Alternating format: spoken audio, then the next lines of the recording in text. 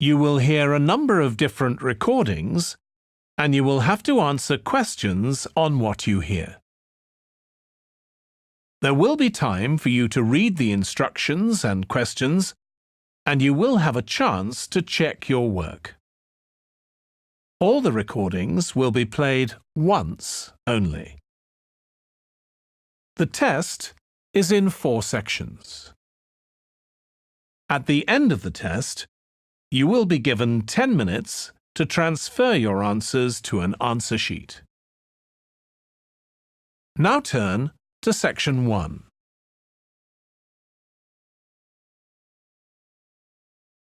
Section 1.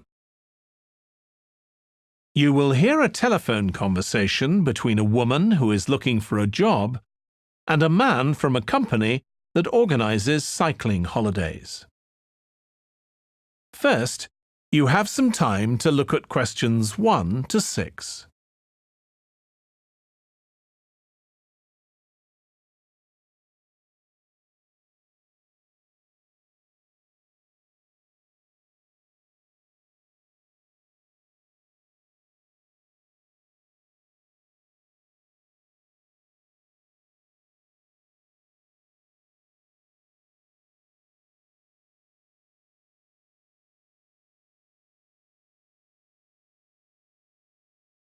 You will see that there is an example that has been done for you. On this occasion only, the conversation relating to this will be played first. Hello, Pembroke Cycling Holidays. Bob speaking. Oh, hello. I've seen your advert for people to lead cycle trips. Are you the right person to speak to? Yes, I am. Could I have your name, please? It's Margaret Smith. The woman's surname is Smith. So Smith has been written in the space. Now we shall begin. You should answer the questions as you listen because you will not hear the recording a second time. Listen carefully and answer questions 1 to 6. Hello, Pembroke Cycling Holidays. Bob speaking. Oh, hello. I've seen your advert for people to lead cycle trips. Are you the right person to speak to? Yes, I am. Could I have your name, please? It's Margaret Smith. Are you looking for a permanent job, Margaret? No, temporary. I've got a permanent job starting in a few months' time, and I want to do something else until then. What work do you do? This will probably sound crazy. I used to be a lawyer, and then I made a complete career change, and I'm going to be a doctor. I've just finished my training. Right. And have you had any experience of leading cycle trips? Yes, I've led several bike tours in Africa. The trip to India that I had arranged to lead next month has now been cancelled. So when I saw you were advertising for tour leaders, I decided to apply. OK. Now, we normally have 2 or 3 leaders on a trip, depending on the size of the group.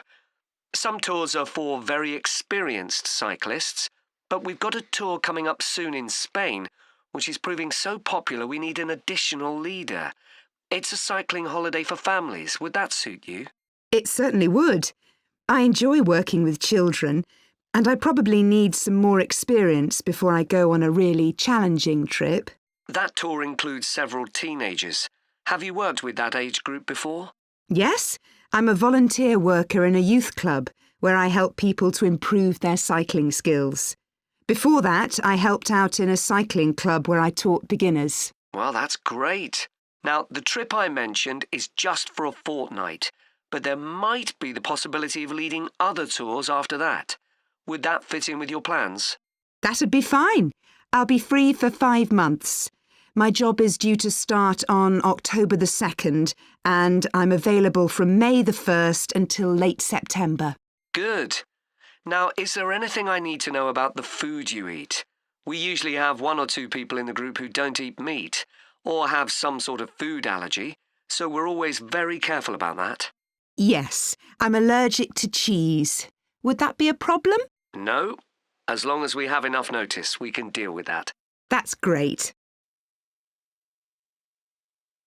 Before you hear the rest of the conversation, you have some time to look at questions 7 to 10.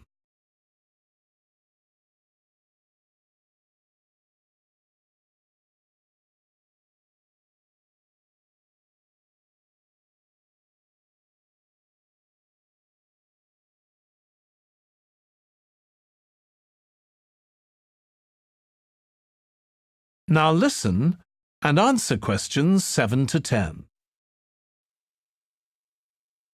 It sounds really interesting. Would you like me to fill in an application form? Yes, please. Where should I post it to? Could you send it to 27 Arbuthnot Place, Arbuthnot Place, Dumfries, And what's the postcode, please? DG7 4PH. Was that P Papa or B Bravo? P Papa. Got that. If you could return the application form by Friday this week, we can interview you on Tuesday next week. Say 2:30? Would that be possible for you? Yes, it's fine. You're quite a long way from where I live, so I'll drive over on Monday. Should I bring anything to the interview? We'll have your application form, of course, but we'll need to see any certificates you've got that are relevant in cycling, first aid, or whatever. OK. And at the interview, we'd like to find out about your experience of being a tour guide. So, could you prepare a 10-minute talk about that, please? You don't need slides or any complicated equipment, just some notes. Right. I'll start thinking about that straight away. Good. Well, we'll look forward to receiving your application form and we'll contact you to confirm the interview. Thanks very much. Thank you, Margaret. Goodbye. Bye. That is the end of section 1. You now have half a minute to check your answers.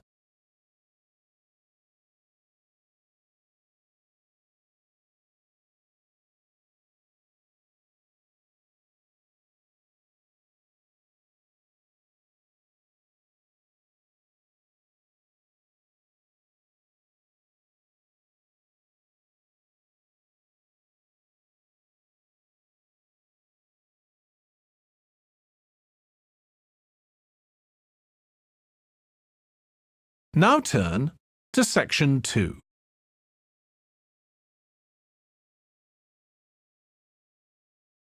Section 2. You will hear a podcast about an area called the Sheep Market in a New Zealand city. First, you have some time to look at questions 11 to 14.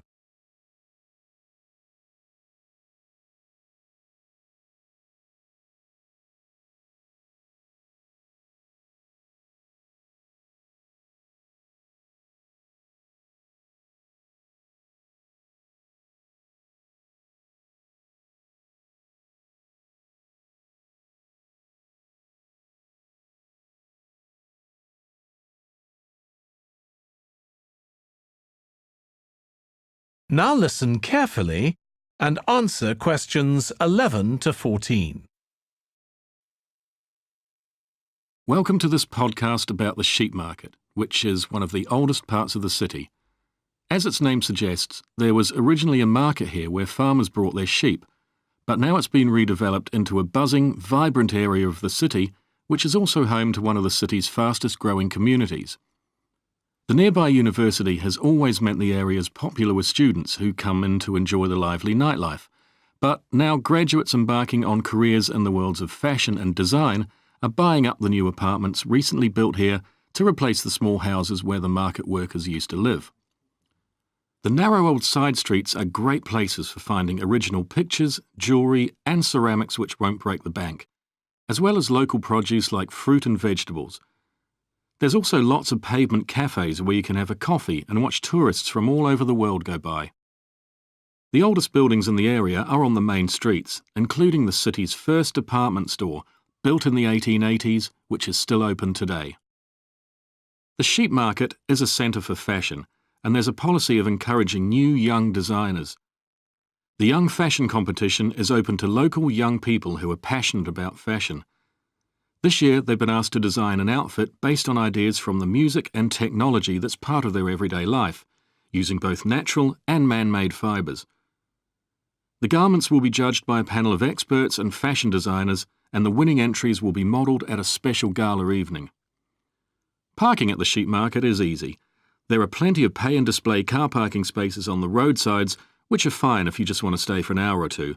But if you want to spend the day there, it's better to park in one of the 4 underground car parks.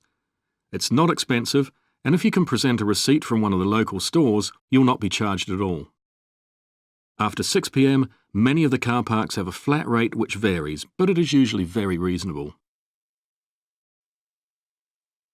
Before you hear the rest of the podcast, you have some time to look at questions 15 to 20.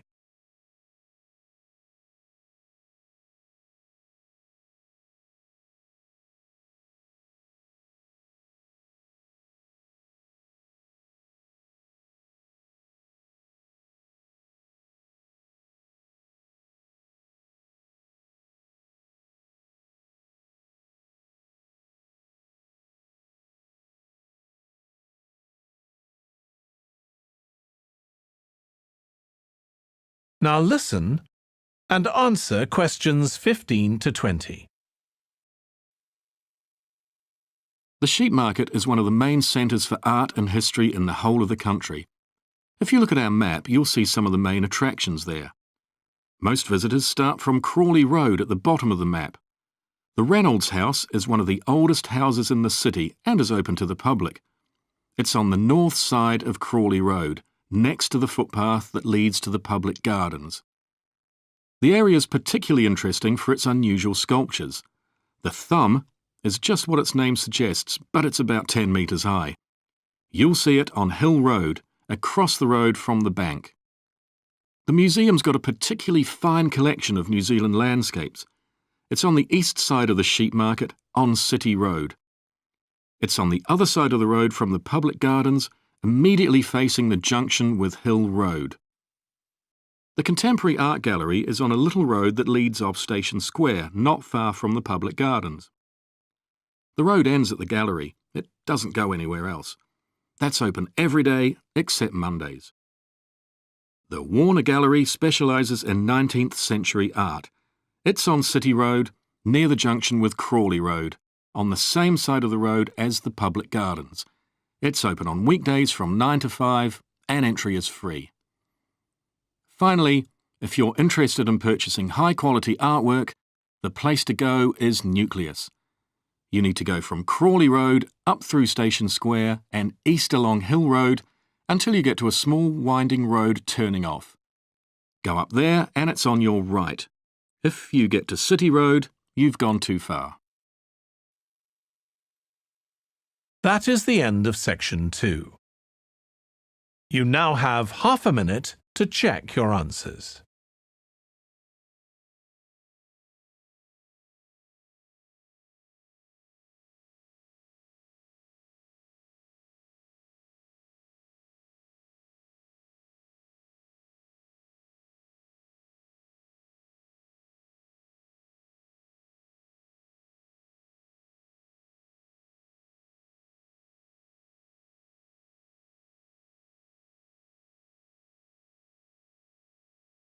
Now turn to section 3.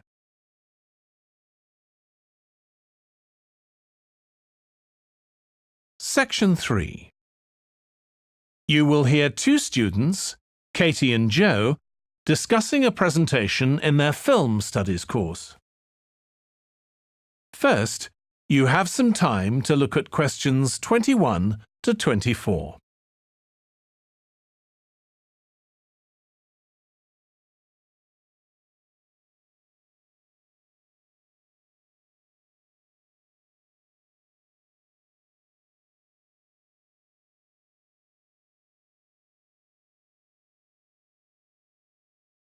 Now listen carefully and answer questions 21 to 24. Joe, you know I'm giving a presentation in our film studies class next week. Yes. Well, could we discuss it? I could do with getting someone else's opinion. Of course, Katie. What are you going to talk about? It's about film adaptations of Shakespeare's plays. I've got very interested in all the different approaches that film directors take. Uh-huh. So I thought I'd start with Giannetti, who's a professor of film and literature, and in one of his books he came up with a straightforward classification of film adaptations based on how faithful they are to the original plays and novels. Right. I've already made some notes on that, so I just need to sort those out before the presentation. I thought that next I'd ask the class to come up with the worst examples of Shakespeare adaptations that they've seen, and to say why. That should be more fun than having their favourite versions. Yes, I can certainly think of a couple. Right. Next, I want to talk about Rachel Malco. I came across something on the internet about her work on film adaptations, and I was thinking of showing some film clips to illustrate her ideas. Will you have enough time, though, both to prepare and during the presentation? After all, I doubt if you'll be able to find all the clips you want. Perhaps you're right. OK, well, I'd better do some slides instead, saying how various films relate to what she says. That should encourage discussion. Next, I want to say something about how plays may be chosen for adaptation because they're concerned with issues of the time when the film is made. You mean things like patriotism or the role of government? Exactly. It's quite tricky, but I've got a few ideas I'd like to discuss.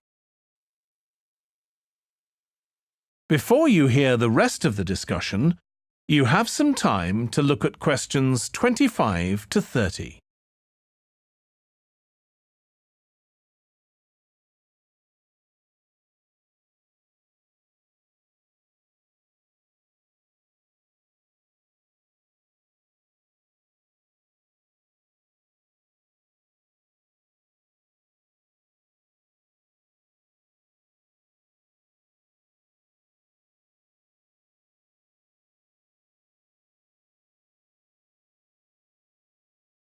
Now listen and answer questions 25 to 30.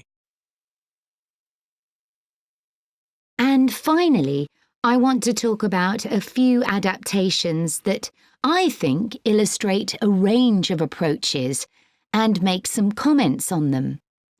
Do you know the Japanese film Ran? I haven't seen it. It was based on Shakespeare's King Lear, wasn't it? That's right.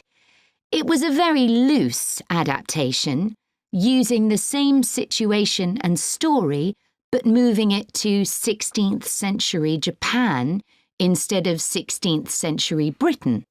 So, for example, the king's daughters become sons, because in Japanese culture at that time, women couldn't succeed to the throne. OK. I hope you're going to talk about the 1993 film of Much Ado About Nothing. I think that's one of the best Shakespeare films. It really brings the play to life, doesn't it? Yes, I agree. And I think filming it in Italy, where the play is set, makes you see what life was like at the time of the play. Absolutely. Right, what's next? Next, I thought Romeo and Juliet, the 1996 film, which moves the action into the present day. Yes, it worked really well, I thought, changing the two feuding families in the original to two competing business empires, even though they're speaking in the English of the original play. You'd expect it would sound really bizarre, but I found I soon got used to it. Me too. Then I thought I'd include a real Hollywood film, one that's intended to appeal to a mass commercial audience. There must be quite a number of those. Yes, but I've picked the 1996 film of Hamlet. It included every line of the text, but it's more like a typical action hero movie. There are loads of special effects, but no unifying interpretation of the play. All show and no substance. Exactly. Then there's Prospero's books, based on The Tempest. That was really innovative from a stylistic point of view. Didn't it include dance and singing and animation as well as live actors? Yes, it did. I also want to mention Looking for Richard. Did you ever see it? No, but I've read about it. It was a blend of a documentary with a few scenes from Richard III, wasn't it? That's right. It's more a way of looking into how people nowadays connect with the playwright. The play is really just the starting point. And that'll be where I finish. Well, it sounds as though it'll be very interesting. That is the end of section 3. You now have half a minute to check your answers.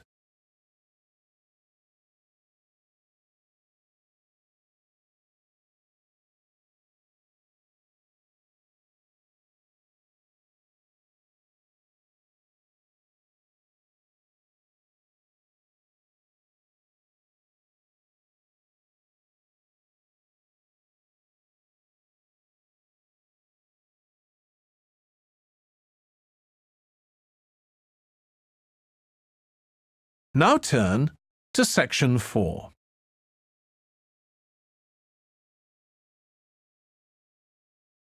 Section 4. You will hear part of a lecture about noise in cities. First, you have some time to look at questions 31 to 40.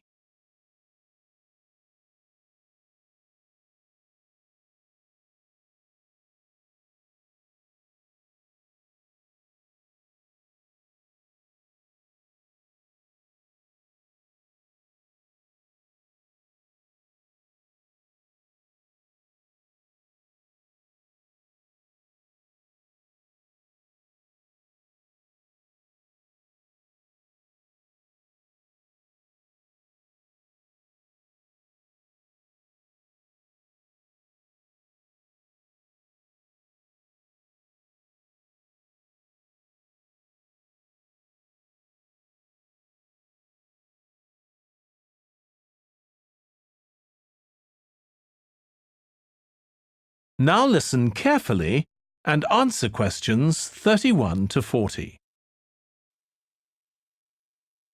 This lecture will be about the science of acoustics, the study of sound, in relation to urban environments such as cities. As an acoustic engineer myself, I think this is an area where we're likely to see great changes. In the past, researching urban soundscapes was simple. We measured levels of sound in decibels, so I used to take my sound meter and I measured the noise somewhere, and then I might ask a sample of people to say at what level the sound became annoying. With data like this, acoustic engineers have been able to build up what we call noise maps, maps of the sound environment. But actually, these aren't a lot of use. What they do show is that the highest noise levels are generally on roads. Well, that's not really very surprising.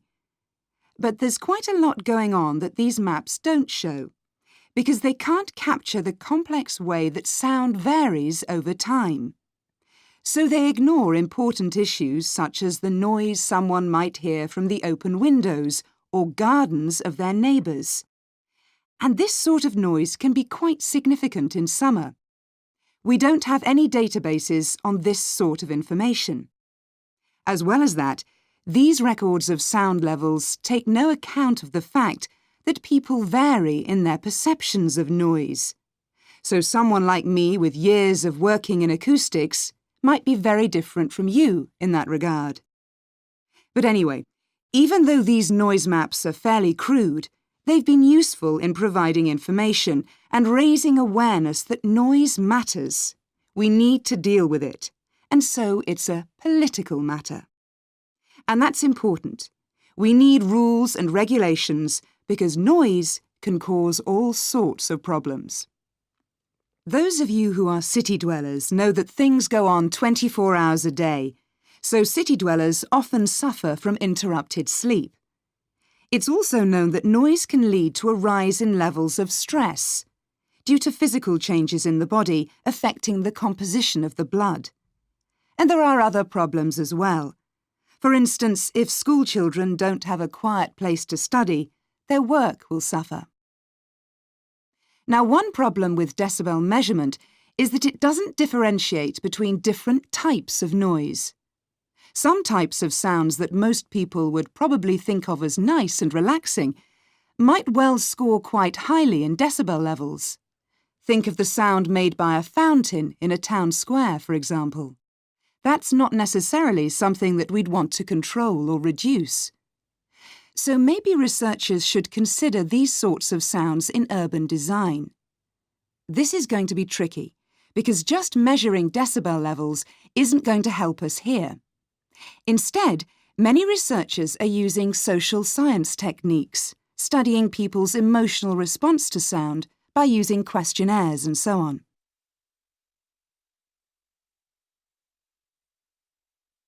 So what exactly do people want to hear in an urban environment? Some recent interdisciplinary research has come out with results that at first sight seem contradictory. A city needs to have a sense of activity, so it needs to be lively, with sounds like the clack of high heels on a pavement or the hiss of a coffee machine. But these mustn't be too intrusive, because at the same time we need to be able to relax. One of the major problems in achieving this will be getting architects and town planners to use the research. Apart from studying the basics of acoustics, these people receive very little training in this area. But in fact, they should be regarding sound as an opportunity to add to the experience of urban living, whereas at present they tend to see it as something to be avoided or reduced as far as possible, or something that's just a job for engineers, like the street drainage system. What's needed is for noise in cities to be regarded as an aesthetic quality, as something that has the qualities of an art form. If we acknowledge this, then we urgently need to know what governs it and how designers can work with it. We need to develop a complex understanding of many factors. What is the relationship between sound and culture? What can we learn from disciplines such as psychology about the way that sound interacts with human development and social relationships, and the way that sound affects our thoughts and feelings? Can we learn anything from physics about the nature of sound itself? Today's powerful technologies can also help us. To show us their ideas and help us to imagine the effect their buildings will have, architects and town planners already use virtual reality, but these programs are silent. In the future, such programs could use realistic sounds, meaning that soundscapes could be explored before being built. So hopefully, using the best technology we can lay our hands on, the city of the future will be a pleasure to the ears as well as the eyes. That is the end of section 4. You now have half a minute to check your answers.